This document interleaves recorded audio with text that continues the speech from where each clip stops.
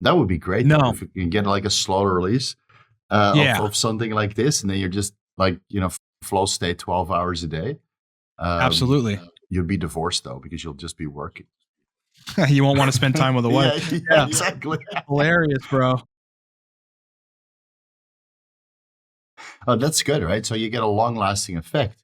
And whether Yeah, that's like epigenetic response regarding the dopamine receptors or just right. overall neuroplasticity and just retraining your brain to really dig into the literature and learn, Mhm. in a new Yes. capacity. Because like, they always say like, general population says that, it's easier to learn a language when you're young because you have higher neuroplasticity. Yeah. But we have nootropics for that. So that Yeah. means you can learn how to learn faster and better Right. and more efficient and, Yeah. and improve memory formation and recollection of that memory, even if it's like months ago, like some Mm. obscure things that you remembered from reading a paper, 3 years ago. Like, oh, wait a minute. And you Yes. can recall that entire paper. Yep. Yeah, that's 100% nootropics. And I think that Yeah. TRT, or at least superphysiological levels of testosterone or higher levels, I think it contributes highly because, testosterone and dopamine have an inverse correlation. So high dopamine means usually higher testosterone levels, and higher Yep. testosterone levels, whether that's naturally produced or exogenous, that also means higher dopamine levels. And if you use uridine monophosphate to kind of, improve the receptor binding and receptor response, then Right. yes, of course, that's a lot of synergy. You're maximizing every avenue. And Yep. what happens, entrepreneurship is leveled up to the point so nobody can catch up with you. That's Right. what I love about Yeah. nootropics. Yeah, you Definitely. leave people in the dust. Yeah. So like, Absolutely. Yeah. yeah. The nootropics world is like, I mean, I think the regular folks that are out there that aren't into this stuff are dosing either somewhat things that are somewhat similar to nootropics in their energy drink, or they're Mhm. dosing like 5 hour energy, which actually has nootropics in it. But and they rely on that stuff, right? I mean, Mhm. caffeine, one of the oldest nootropics in the book, but like the guys that are building companies, and whether it's you with your whole kind of bodybuilding and Mhm. TRT like empire and all the stuff that you've done, or it's the Silicon Valley like programmer guy who's like building the next mobile app or trying Mhm. to or whatever. They're using nootropics, guys. I mean, Oh yeah. Oh yeah. they recognize that there is a way to have a cognitive edge if people find that they can perform and function for 7 hours straight with minimal breaks versus 2.5 hours straight with the necessity to take breaks and not being able to Mhm. focus. Like, they're gonna do it, man. So definitely people at the highest level are modulating brain performance, for Oh functionality. yes. Oh yes. And that's why I'm really looking forward to that new series of yours, Smart Drugs or Not. Yeah. Because that first episode that you did on Elon Musk, that was very, very good. You break it down so scientifically, like, okay, he's stuttering a little bit, but he's still verbally fluent. So maybe Yeah. he's probably not taking Adderall. He's not taking modafinil. I love that video, man. I hope you can do a Yeah. lot more. It was absolutely fantastic. You know Yeah. what I I think, think? What you remember our last podcast, right? I asked you about guanfacine, which is yeah. a medication, right, that works on the alpha 2 receptors in the brain and Yep. increases blood flow, but it also induces sedation. And it's Ah. prescribed for kids who have ADD, ADHD. Mm, So mm. what it wouldn't surprise me is that Elon Musk, Elon was taking that. Huh. as a younger kid, like he's a highly entrepreneur guy. And when you see those early videos when he was with PayPal, right, and Yeah. still in South Africa, you see he was a Yeah. lot more And bald. energetic. Yeah, right. Yeah. But he was a lot more hyper back then. Of course he was younger.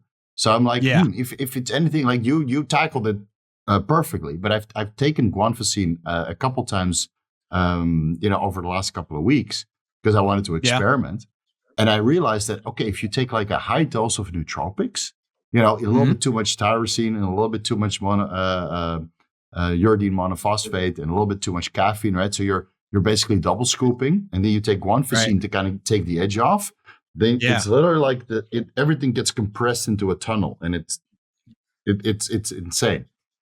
I It's love insane. that. Yeah, that's like, I Yeah. mean, that's the notion of like, there's a similar notion in the world of nootropics where you have a stimulant and a balancer, right? You've got Right. something that is toning excitatory neurotransmission up noticeably, like acetylcholine, dopamine Mhm. predominantly, and then you've got other compounds in the same stack that are enhancing the levels of serotonin mildly or bringing more GABA into the picture. And then what you Hmm. usually end up with is just like you said, I mean, it's like you're still functional, but you're in much more of a flow state. Right. Yeah.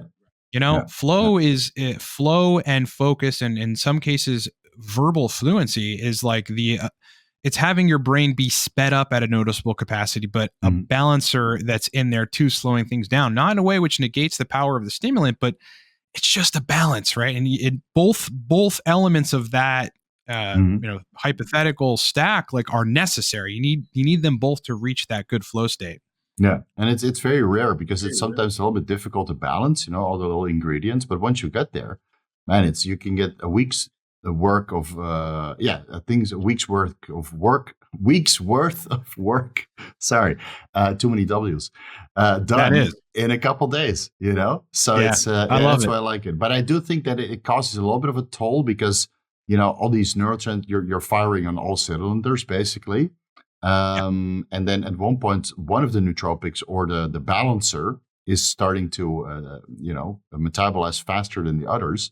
So you either get Mm, sleepy, you crash, or yeah. you're super heightened to the point at the end of the day, you still can't sleep. Yes. Like the good old Reddit stack of low dose Adderall and low dose Valium, Ah, for presentations, right? That's the one that makes you crash. wow. Yeah. Yeah, I mean it's a good point that you bring that up because the delicate balance is also like a very important sort of Mhm. topic of nuance. Like one needs to be conscious of that. And sometimes it's a moving target. You can find a perfect stimulant balancer stack that'll work well for 2 weeks. And then, like you said, something goes wrong or something just tips the scales in one direction Mhm. in the relaxation department. I mean, maybe you did some other things that are now making you make more GABA. Who Right. knows, right? And then that same stack that used to work really well doesn't work as well. At which point you got to kind of dial back and look at it. Well, what did I do? What did I bring in that was maybe increasingly GABAergic or serotonergic that help tip Mhm. the scale? Or again, is the metabolism of the compounds, the half life specifically, different between the compounds? So you've got some of the theanine kind of still left over, whereas Mhm. the stimulant is completely out of the system. So that's a good point. Right. Yeah, and then you get this sedating effect from theanine to kind of calm you down, but you're too calm. Now Yeah. you're like, why am I not productive after 6 hours? Yep. You get upset because you were such a good Yeah. flow state. It's because I some know. of the dopaminergic drugs are already out of your system. Yeah, Yep. and of course there's up until now I don't think there's like a slow release formula. That would be great though No. if you can get like a slow release of Yeah. something like this, and then you're just like flow state 12 hours a day. Um, Absolutely. you'll be divorced though because you'll just be working.